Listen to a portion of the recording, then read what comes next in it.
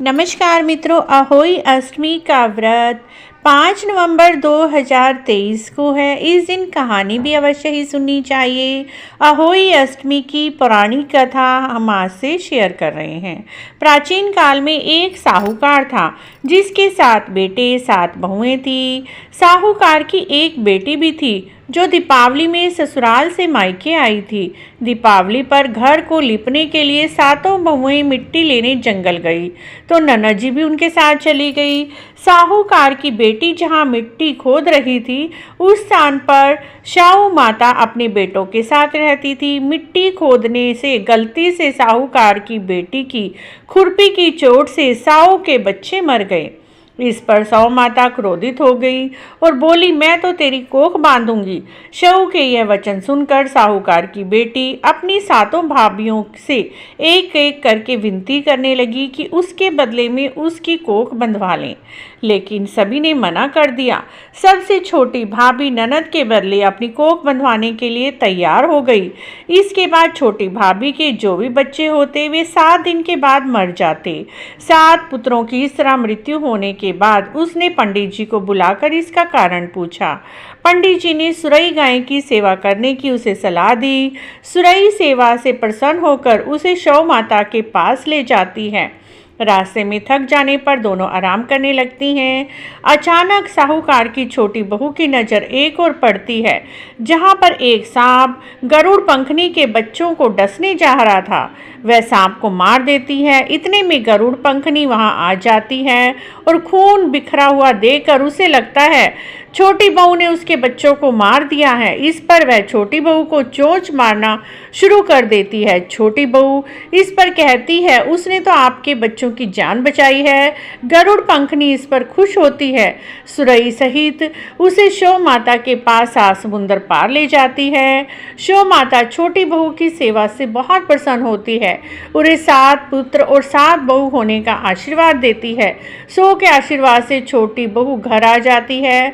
उसके सारे पुत्र जीवित हो जाते हैं। पुत्र वधुएं आ जाती हैं। उसका घर हरा भरा हो जाता है। चारों तरफ रौनक लग जाती है। जब सासू जी देखती हैं तो पूछती हैं, बहू तुमने ये कैसे किया? तब बहू बोली, माँ जी, सभी भाभियों ने तो अपनी कोख बंधवाने से मना कर दिया था, लेकिन मैंने ननद जी के बदले अपनी कोख बंधवाई। साहू माता ने मेरी कोख बीन दी थी, लेकिन आज साहू माता की कृपा से ही मेरी कोख खुल गई है और मेरा परिवार भी हरा भरा हो गया है। तो जिस प्रकार से छोटी बहू की कोख खोली वैसे ही हमारी भी खोलना।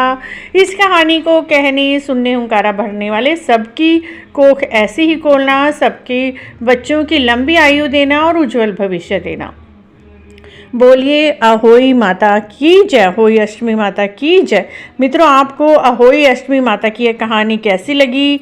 अगर अच्छी लगी है तो आप हमारे चैनल को इसी तरह की और जानकारी के लिए जरूर सब्सक्राइब करें, लाइक करें, वीडियो को शेयर भी करें। कमेंट बॉक्स में जय साहू माता अवश्य लिखें।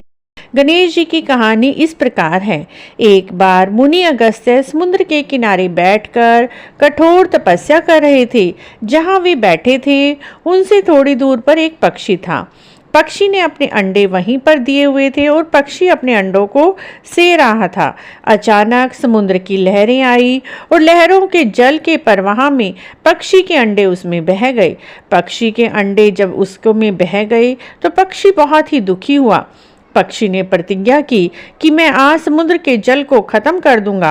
पक्षी अपनी चोंच से समुद्र के जल को ले लेकर फेंकने लगा, परंतु समुद्र तो समुद्र है, चोंच से उसे कैसे सुखाया जा सकता था?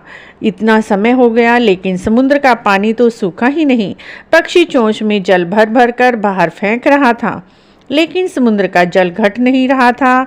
दुखी होकर पक्षी पास में ही बैठे मुनि अगस्त्य के पास गया और अपनी दुख भरी कहानी सुनाई। मुनि ने गणेश जी का ध्यान किया और गणेश जी का स्मरण किया।